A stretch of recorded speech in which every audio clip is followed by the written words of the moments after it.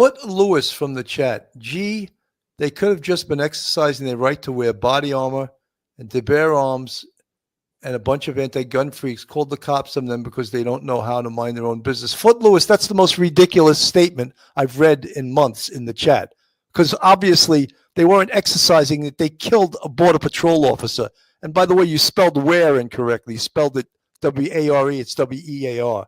So, that's a ridiculous statement. I thought I would point it out. Yeah, they were exercising their right, and then they shot and killed the Border Patrol officers. Is that their right to do that, Mike? I have to say, they brought on the attention themselves. When you're walking around in black ballistic outfits with like a Kevlar vest, and you're carrying your firearm openly in like a shoulder holster, and you're wearing a mask.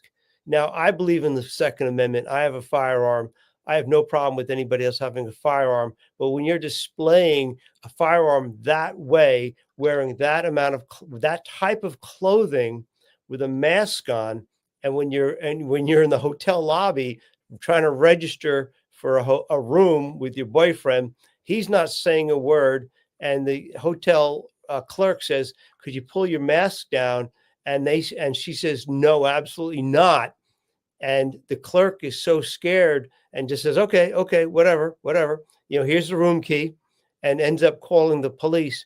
You've gone farther than the pale. You've gone past the pale of acceptable behavior under the Second Amendment. You seem to be a very threatening presence. And at that point, I think more than anything else, that's what got them in trouble. If she had just had the firearm openly displayed and she's wearing jeans, or she had a shoulder holster, and she was very civil to the person, that would have been fine. There probably would not have been a single phone call made.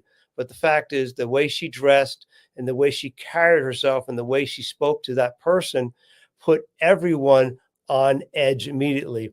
And as a law enforcement officer, that is somebody who needs to be checked out. And I believe in the Second Amendment. I have a firearm, but that person needs to be checked out. Mike, Nancy Smith in the chat. Who is she working for? How many are there in her cell? How many other cells are there? Was this a sacrificial cell? Nancy, we can sort of hypothesize that they were up to no good, that they perhaps were involved in a group or were being recruited by a group to do some bad things, but we don't know that for sure. So we can't use the word cell. We can't use the word. Well, we're wondering if they were radicalized, because there's two 21-year-olds. Perhaps the male Felix was 22. Both seemed to be very smart.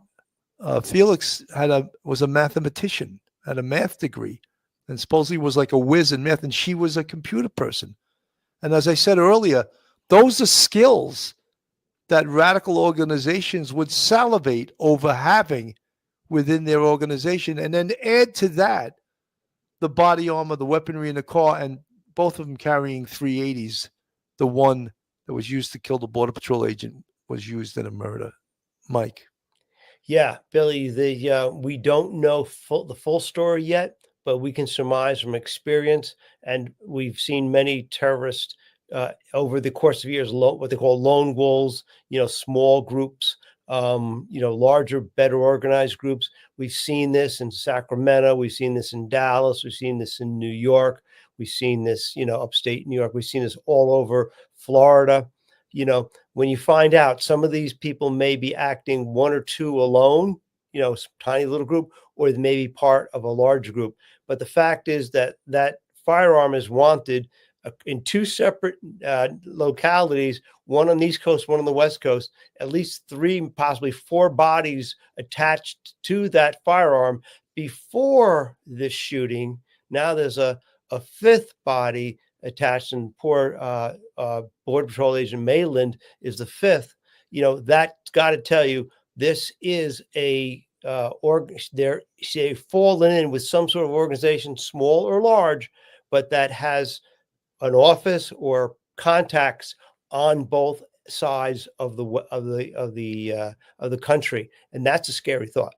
You know, I even though I don't agree with a lot of things that are said in the chat, sometimes I have to read them, and sometimes I'm amused by them, like this comment. Banana Hammer, you guys blame everything bad on the Mexicans, yet you power the cartels with the millions of guns you've sent there for years and wonder why they're now killing you. Laugh out loud. Banana Hammer, we haven't even mentioned a single Mexican in this entire show, and you just threw it in from left field. So I don't know what the hell you're talking about. First of all, Mike and I are both retired NYPD sergeants, and we have fond memories of Mexicans. We have good interactions with Mexicans. So I don't know what the hell you're talking about. Are you talking about the United States government? I think you got to study a little bit, brother, because you're throwing out a lot of nonsense there.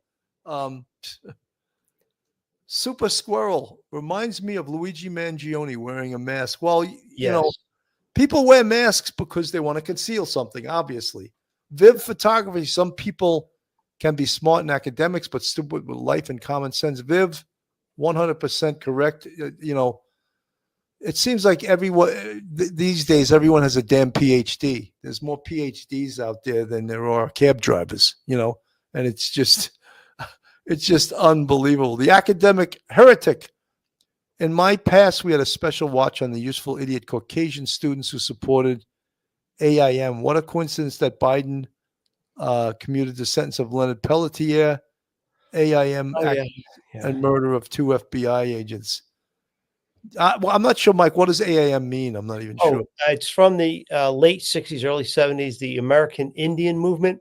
Okay. And they came to real prominence at the siege of the Wounded Knee Reservation back in 1973, I think it was. Nina Chandra, one of our favorites. I get irked when people say it's my Second Amendment right. Okay, yes, but have you seen how many mentally ill people that shoot and kill people for no reason? Nina, you're right. That does happen quite often in this country. Right. And with rights, you have responsibilities, and some people don't have the mental capacity to have responsibilities that come with those rights.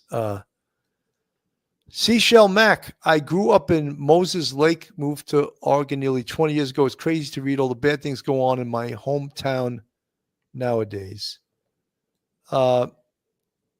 Wonderful, if a cartel had someone she didn't want to lose or even the threat of it, we're leaping in a way. Footloose, Nina, so gullible, believe everything they feed you. Footloose, something, you got to be also respectful in the chat. Jane C., thank you so much for the $4.99 super sticker. Very much appreciated it.